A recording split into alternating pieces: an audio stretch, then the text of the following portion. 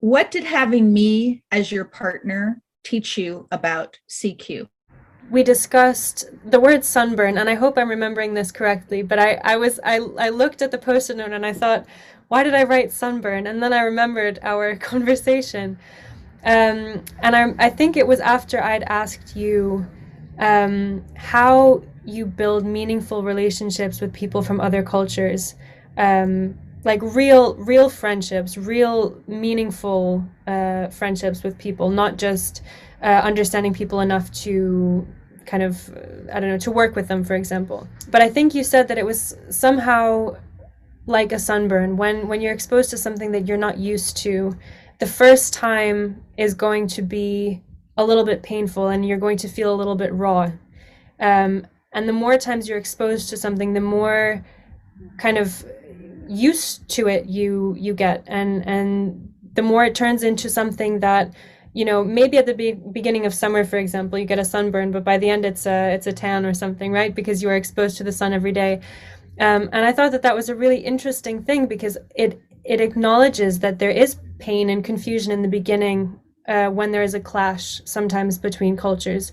And I think this is something that we are sometimes afraid of acknowledging, that there can be this clash, and that there is, sometimes you're not going to understand someone's background. But what I learned from you through our conversation was that even though you don't understand maybe entirely someone's culture when you meet them, that doesn't mean that you can't still build those meaningful relationships. So I have to ask you now, Laura, if you're able to share what the conversation with me taught you about cultural intelligence. Gave me the chance to explore what does cultural intelligence mean if you're very confident about who you are, but you want to be very open to who other people are. We had an interesting conversation about what happens when you run up against someone who professes a core that includes values that they don't seem to actually act on, where their core, at least as they say it, seems to be performative rather than genuine. And I spent a lot of time thinking about what it means to have a value, behavior, or attitude in my core, and how do I communicate that in a way that is not an ultimatum. I want to be able to say to someone, this is who I am. And if they're interested, I'd like to tell them this is why I am the way I am. But I'm not trying to put that up as a barrier against knowing you better.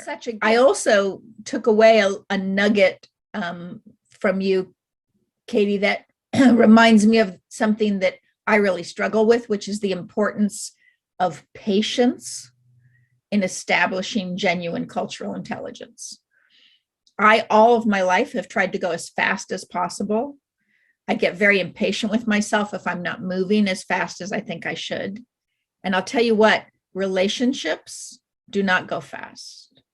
Relationships require patience. And I was thinking about the comments you made about the four of you who are so close from your time at UWC, but that it didn't happen automatically. It's taken 6 years to build those genuine relationships that do, in fact, cross very, very interesting cultural divides. But it's not something that happened in a year. It's my very first introduction to cultural intelligence. And although it might be a conception somewhere in my mind that, oh yeah, I've met a lot of people.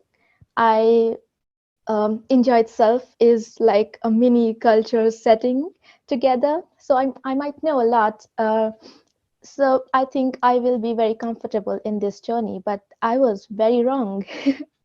And because the entire concept of core and flex was new to me, and reflecting on core and flex took a lot of time. And it was the very first time I was consciously trying to put my thought into what my core is and what are the qualities that I see myself flexing a lot. So it was the very first time, and every question that might arise while I was going through Julia's modules, I would say, oh, I can talk this to Kelly. and we might find out the answer. The activity on asking people what they thought our core and flex was. And I asked one of my ex-Japanese athletes, so I sent one through her. And then I also asked, who were half my age, as my 4 students. And my 4 students I've been with for the last 3 years. And we've had really deep discussions. But what I learned from our conversations and just chatting to you is the aspect of connection. I'm quite curious about how people connect.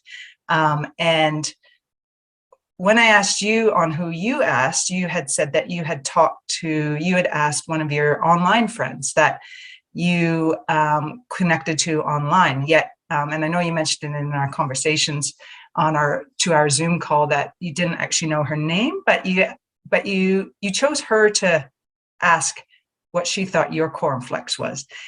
And for me, I realized after that, and I reflected on that, the people I chose to find out who my core and flex was based on connection. And my ideal idea of connection is how deeply I'm connected to them face to face. But it was interesting to see that you actually connected with someone that was online. And I didn't get an answer from my students, which was really hard for me. And I thought, man, but I thought I was deeply connected to them because we had face-to-face all the time.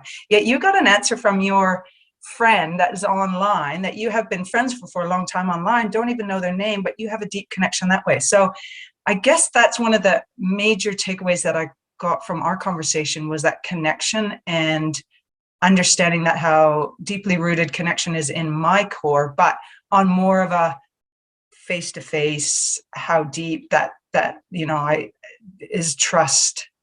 Does trust take time? I think I really believe that trust takes time, and you have to be face-to-face, and you have to have these years of deep connection to develop trust. But you actually just having that conversation is that, yeah, trust comes in other ways and online. So that was it's a real deep reflection for me. So thank you for that, because I really learned a lot about my core. Learning with Kelly has been very, very fun, and we could relate, although we were polar opposite. And I think we found ways to do that, and that's the great success. So Anna, what did you learn about CQ from me?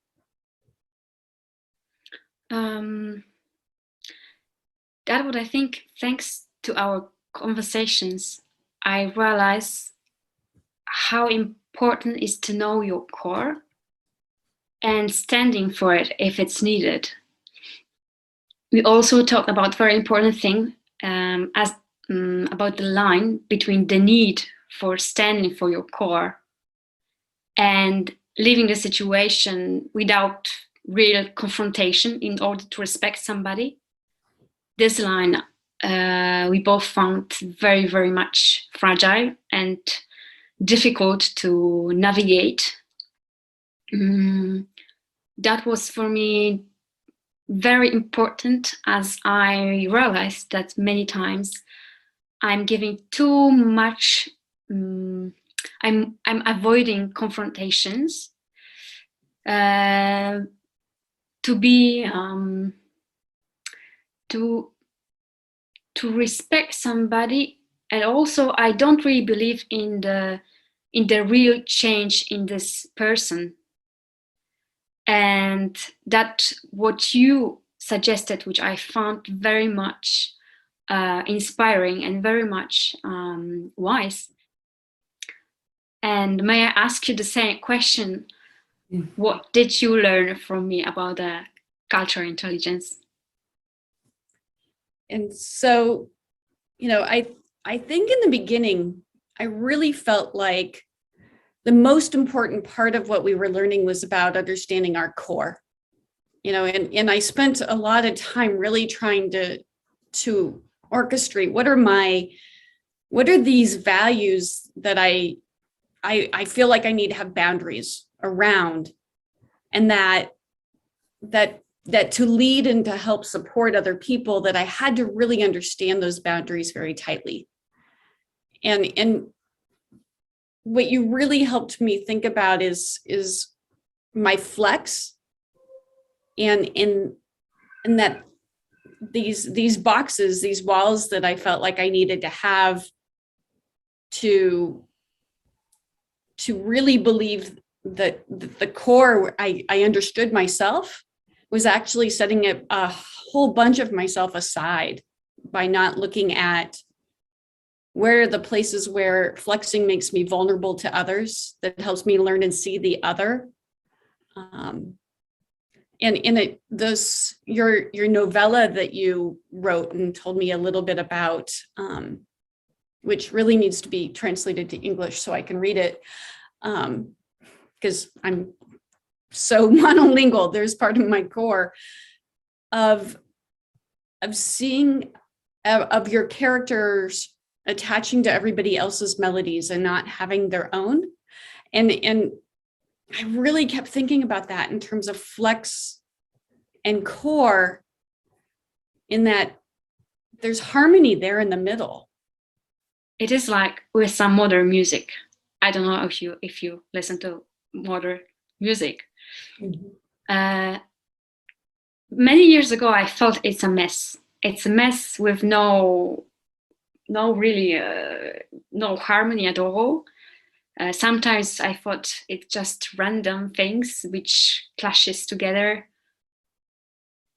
And in the end, when you see the score, when you see and you try to listen, not only the voice that you're playing, but also the voice, understand the process of getting two voices, which from the distance, they look so different. It gives kind of harmony. Mm-hmm. We can spot the things that are really making the piece of music very, very interesting and actually working. Because when we play both voices in an equal way without listening to each other, we don't emphasize the moments that actually makes the change of the whole significance of the piece. That's just, you have such a beautiful way with words.